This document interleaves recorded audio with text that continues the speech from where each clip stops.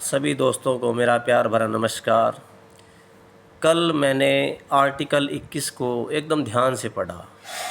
उसमें जीवन का अधिकार जो है उसके अंतर्गत ही शिक्षा का अधिकार भी दिया गया है, स्वास्थ्य का अधिकार है। तो अब जैसे मान लो रीट की जो भर्ती थी, रीट 2021 लेवल सेकंड, तो उसको क्या है, पहले उसका रिज़ल्ट आया, उसके बाद में लगभग 2 या 3 माह बाद उसके जो सर्टिफिकेट्स हैं वो ज़िला मुख्यालय से हमें मिले। उसके बाद वो जो मार्क्स हैं वो हमने लोगों को शेयर कर दिए, बता दिए आस पड़ोस में, रिश्तेदारों को कि अच्छे मार्क्स हैं। मेरे थे 150 में से 121। तो उसमें इंग्लिश में लगभग डेड श्योर बता रहे थे कि सिलेक्शन हो जाएगा। लेकिन उसके बाद जैसे ही subject wise form fill start हुआ, तो उसके बाद क्या होता है कि जब लास्ट डेट थी, शायद 9 तारीख थी, और 8 तारीख को जाके भर्ती रद्द कर दी जाती है।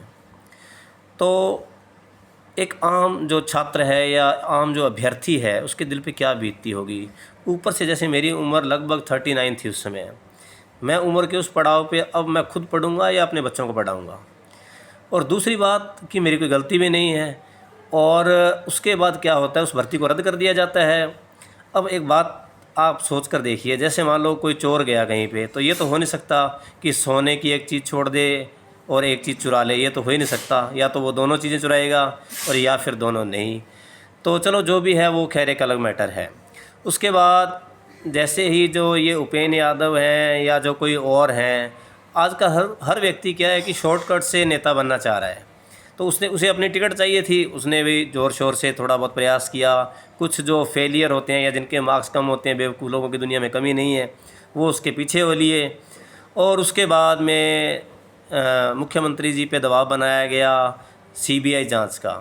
तो सीबीआई जांच वो करवा देते, कोई दिक्कत नहीं थी, सीबीआई जांच करवाओ, अच्छी बात है, करवा लो, कोई बात नहीं। लेकिन मुख्यमंत्री जी ने पता नहीं किस डर से भर्ती को ही रद्द कर दिया। अब चलो, जो बात सही है या झूठ है, क्या नहीं है, हम उस बात में नहीं जाएंगे। आप इस बात को सोचिए कि जिस व्यक्ति ने अच्छे से मेहनत की है, उसकी जो भर्ती रद्द कर दी जाती है, तो उसका जो स्वास्थ्य है, एक तरफ तो हम जीवन के अधिकार की, शिक्षा के अधिकार की, ये सब बातें करते हैं स्वास्थ्य की, तो व्यक्ति का स्वास्थ्य किस कदर, उसका मानसिक स्वास्थ्य प्रभावित होता है, ये आप सहज यही अंदाज़ा लगा सकते हैं कि जिसकी उम्र 40 की हो चुकी हो, जिसके पास दोबारा से कोचिंग करने के लिए पैसे नहीं हैं, ऊपर से आप सब मान लो सिलेबस भी चेंज कर देते हैं, करंट अफेयर्स डाल देते हैं, और दोबारा से वो कोचिंग कैसे करेगा, दोबारा से किताबों का अरेंज कैसे करेगा, जो लोअर मिडिल क्लास के अंदर है। तो जब जैसे भर्ती रद्द होती है तो फिर क्या हश्र होता है आदमी का। इससे आप मेरा आइडिया लगा ही सकते हैं कि व्यक्ति पे क्या बीतती है। तो मुख्यमंत्री जी को ये जो अधिकार मिला है 226 के अंतर्गत कि उन्होंने मान लो भर्ती रद्द कर दी, तो ये चलो, ये अधिकार गवर्नर के पास हो, जायज़ बात है, अच्छा है, या किसी जज के पास होना चाहिए। सबसे मुख्य जो चीज़ है कि जज, मान लो अगर उच्च न्यायालय के मुख्य न्यायाधीश या सुप्रीम कोर्ट के मुख्य न्यायाधीश या और कोई दूसरे जजेस भर्ती को रद्द कर देते हैं तो जायज़ बात है, समझ में आता है।